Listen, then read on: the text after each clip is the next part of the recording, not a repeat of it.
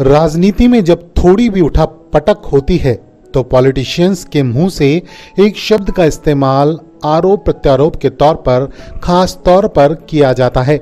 यह शब्द है हॉर्स ट्रेडिंग। दरअसल हॉर्स ट्रेडिंग का मतलब होता है घोड़ों की बिक्री या घोड़ों का व्यापार। घोड़ों की खरीद फरोख्त भी इसे कहा जा सकता है, लेकिन राजनीति में हॉर्स ट्रेडिंग का इस्तेमाल इन दिनों बखूबी खूब किया जा रहा है। असल में शब्द की शुरुआत कैम्ब्रिज डिक्शनरी से हुई थी।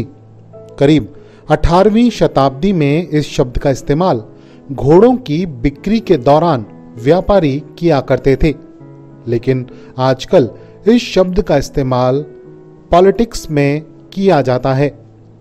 18वीं शताब्दी की शुरुआत यानी कि 1820 के करीब, जब घोड़ों के व्यापारी अच्छी नस्ल के घोड़ों की खरीद फरोख्त किया करते थे और कुछ अच्छा पाने के लिए किसी तरह के जुगाड़ या चालाकी का इस्तेमाल करके जो तकनीक अपनाते थे उसे ही हॉर्स ट्रेडिंग कहा जाता था।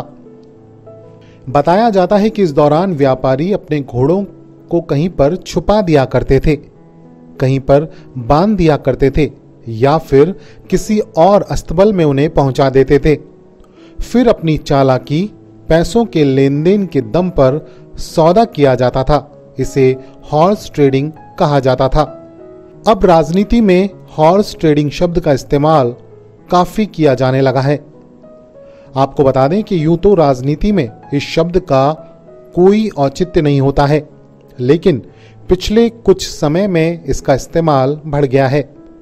जब राजनीति में कोई नेता दल बदलता है या नेता दल बदलते हैं या फिर किसी चालाकी के कारण कुछ ऐसा खेल रचा जाता है कि किसी दूसरी पार्टी के नेता अपनी विरोधी पार्टी का जब समर्थन कर देते हैं, तब राजनीति में से हॉर्स ट्रेडिंग कहा जाता है।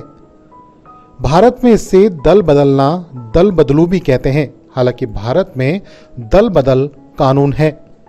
हॉर्स ट्रेडिंग का मायने ये भी निकाले जाते हैं कि जब नेताओं की खरीद फरोख्त की जाती है या उन्हें एक पार्टी से दूसरी पार्टी में लेने के लिए जो खेल रचा जाता है, जो दांव पेच खेले जाते हैं, उसे भी हॉर्स ट्रेडिंग कहा जाता है।